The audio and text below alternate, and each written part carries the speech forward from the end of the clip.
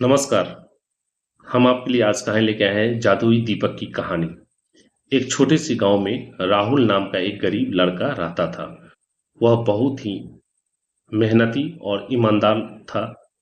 उसकी माँ बीमार रहती थी, इसलिए राहुल जो है दिन रात मेहनत करके घर चलाता था।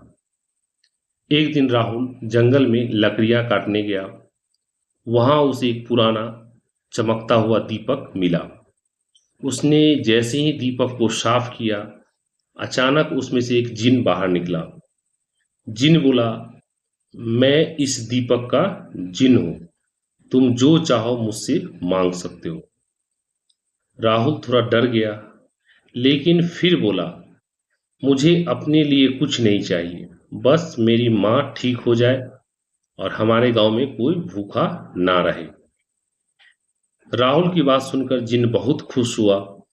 उसने अपनी जादुई शक्ति से राहुल की माँ को स्वस्थ कर दिया और पूरे गांव में अनाज और खुशियां भर दी। धीरे धीरे गांव के लोग भी मेहनत और ईमानदारी का महत्व समझने लगे और राहुल सबका प्रिय बन गया। कुछ दिनों बाद जिन ने कहा, राहुल तुम्हारा दिल बहुत साफ है, इसलिए यह दीपक अब तुम अपने पास रखो, अपने साथ ले जाओ।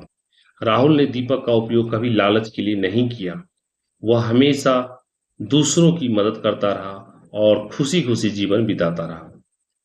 इस कहानी से क्या सीख मिलती है कि सच्ची खुशी दूसरों की मदद करने और ईमानदारी से जीवन जीने में होती है।